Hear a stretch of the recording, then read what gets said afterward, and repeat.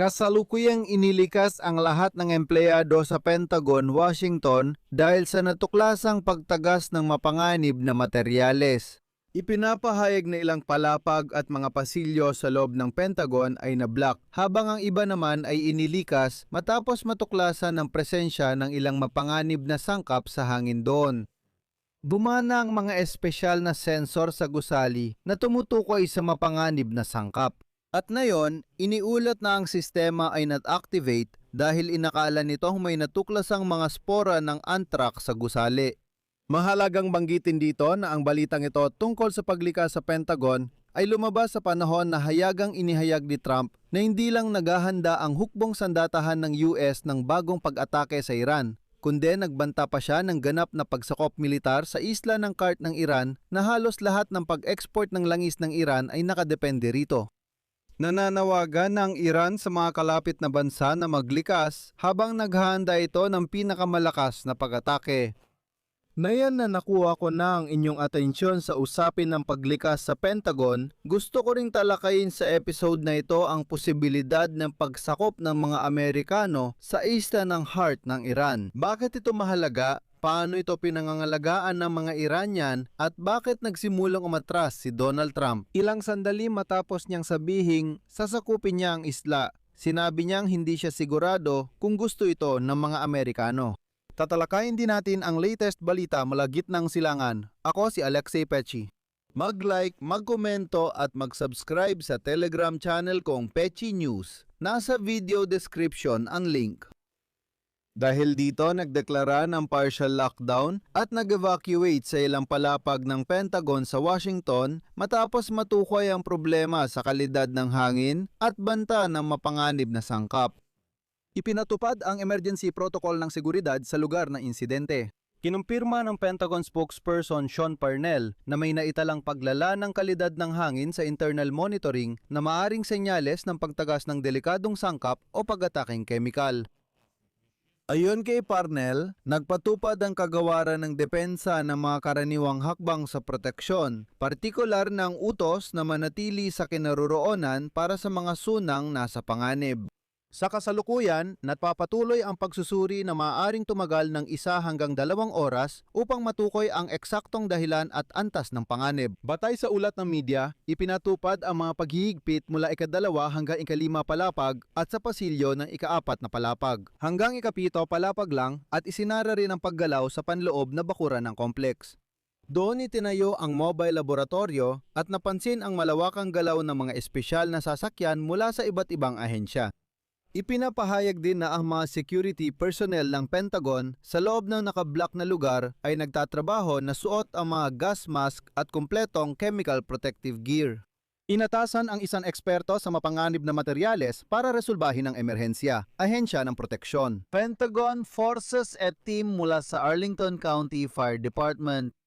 At syempre, nakakatakot pakinggan ang lahat ng ito, lalo na ngayon na ang Estados Unidos ng Amerika ay nagsasagawa ng panibagong serye ng mga pag-atake sa Iran at si Donald Trump ay nagbabanta na bombahin ng lubusan ang bansa at sakupin pa ang isla ng Heart ng Iran at ang buong oil infrastructure ng bansa.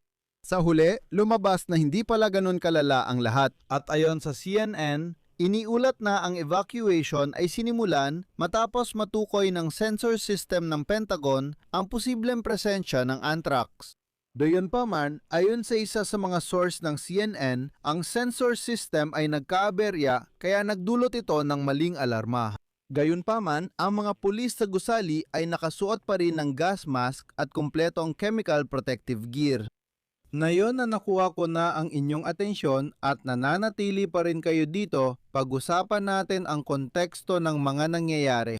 Sa araw ding yon, inanunsyo ni Donald Trump na sasakupin ng Estados Unidos ang isla ng Hark at iba pang oil infrastructure ng Iran. Ang maliit na isla na ito sa Persian Gulf ay tila walang halaga, ngunit ito ay isang napakahalagang ekonomikong koridor para sa Iran at nagbibigay ng halos 70% ng pag-export ng langis mula sa bansa. Nagbabala rin ang Pangulo ng Estados Unidos na ngayong gabi ay magpapakawala ng napakalakas na atake ang militar laban sa Iran dahil nagkakaroon ng palitan ng putok sa pagitan ng dalawang bansa kumbaga at ang mga mapayapang negosasyon ay tuluyan ng napako. At narito ang isang sipi mula kay Trump. Sa hinaharap, sasakupin natin ang isla ng Hark at iba pang pasilidad ng langis para makuha ang kontrol sa kanilang pamilihan ng langis at gas. Tulad ng ginawa natin sa Venezuela na nagdulot ng magagandang resulta, ganoon din sa Estados Unidos ng Amerika. Pero kailangan nating maunawaan na ang Iran ay ilang buwan ding naghanda para sa operasyon ng Estados Unidos sa pagkuha ng kontrol sa isla ng Hark. At noong Marso, sa huling bahagi ng Marso, naiulat na nagpadala ang Iran ng karagdagang portable na anti-aircraft missile system sa isla. Naglagay din ang Iran ng mga bitag sa isla gamit ang mga anti-personnel at anti-tank na mina.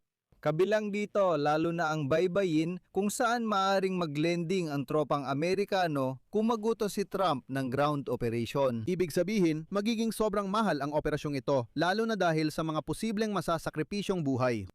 Sa parehong sandali, si Ibrahim Assisi, ang pinuno ng Komisyon sa Pambansang Seguridad at Panlabas na Politika ng Parlamento ng Iran, ay naghayag na magbibigay ang Iran ng matindi, mapanira, masakit at pagsisising tugon kung totoong aatakihin ng Estados Unidos ang isla ng Hark. Narito ang kanyang sinabi. Si Donald Trump ay mukhang nalilito at hindi balanse. Ang Iran at ang buong teritoryo nito, kabilang ang isla ng Hark, ay ganap na handa. Mataas ang kahandaan sa labanan ng ating sandatahang lakas doon, kaya naniniwala akong magiging malinaw din ang pinakamataas na kahandaan militar sa isla sa hinaharap. Tila tugon ito sa sinabi ni Trump na sasakupin niya ang isla. Ayon kay Assisi, ang ating sandatahang lakas ay ganap na handa gamit ang lahat nilang kakayahan at lakas. Kasabay nito, sinabi ng tagapagsalita ng parlamento ng Iran na si Mohammad Baghir Ghalibaf na isa ring negosyador sa mga Amerikano na kung sakupin ni Trump ang isla ng Hark, buong mundo ang magbabayad ng mahal. Narito ang kanyang sinabi.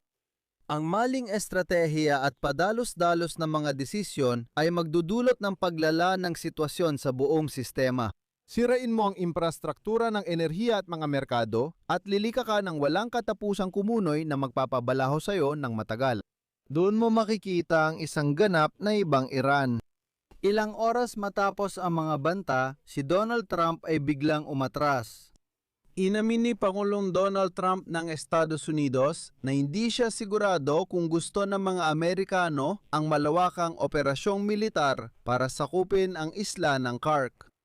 Sabi niya, gusto niyang sakupin ang Hark at kunin ang isla pero hindi siya sigurado kung susuportahan siya ng mga Amerikano. Bilang taong nakikinig sa sambayan ng Amerikano, malamang ay kakanselahin niya ang operasyong ito. Parang nakansela agad kahit di pa nagsisimula. Heto ang sipi kay Trump.